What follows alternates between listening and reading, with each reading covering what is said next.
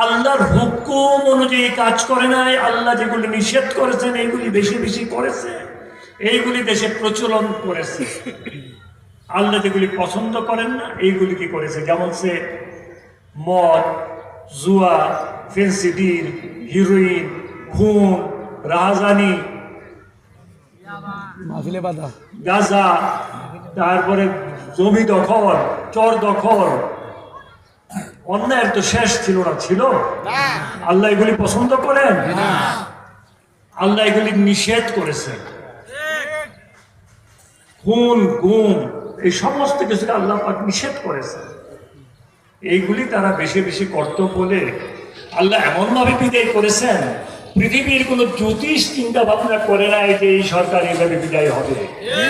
পৃথিবীর কোন গোয়েন্দা সংস্থা, এই যে আমেরিকা কয় এত বড় গোয়েন্দা সংস্থা, রয়ের গোয়েন্দা সংস্থা, কেউ চিন্তা করে নাই তারা এইভাবে বিদায় হবে। তবে চিন্তা করেছেন কারা জানেন? যাদের বিরুদ্ধে কোরআন এবং হাদিস আছে, তারা বুঝছে যে আল্লাহ সহ্য করতো না, ও তাদের বিদায় আল্লাহ করবো, এই কথা কিন্তু হুজুররা ওয়াজে করতো না। ভাইয়ার আমার, এই সমস্ত অপকর্মের জন্য কিন্তু জালেম সরকার বিদায় হয়েছে।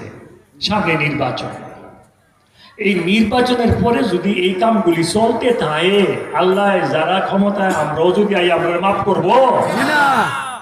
আমরা লেগে শাস্তি আসবে না? তাহলে কি করতে হবে? এখন থেকে এগুলি সমাজ থেকে উচ্ছেদ করার চেষ্টা করতে হবে।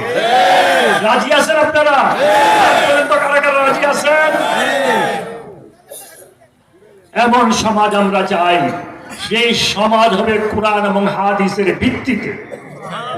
এমন কানুন আমরা বাংলাদেশে চাই, যে কানুন হবে কোরআন হাদিসের আলোকে। আল্লাহ যা করছেন, যা কইছেন সেইভাবে, আল্লাহর হুকুমের বাইরে কিচ্ছু হবে না।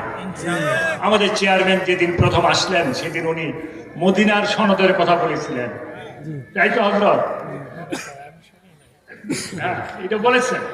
কিন্তু কথাটা হলো, আল্লাহ যেন ওনাকে এই দিয়া এই কামটা করায়, আপনারা দোয়া করবেন। দোয়াটা এমন একটা জিনিস, আমি ছোট্ট একটা কথা বলবো, আপনারা শুনবেন। আমারে যখন মামলা দিল, যাবজ্জীবন কারাদণ্ড দিল, দেওয়ার পরে আল্লাহ করছি জানেননি, যেদিন সারা বাংলাদেশের এয়ারপোর্টে চিঠি গেল যে কাজী শাহ মুফাজ্জল হোসেন কায়কোবাদকে বিদেশে যেতে দিবা না, আল্লাহ আগের দিন রাত্রে আমারে বিদেশে পাঠাই দিচ্ছে। কেটায় পাঠাইছে? ইমিগ্রেশন অফিসার একজন মুরাদনগরের ছিল, সে আমার ফোন নাম্বার রাখছিল।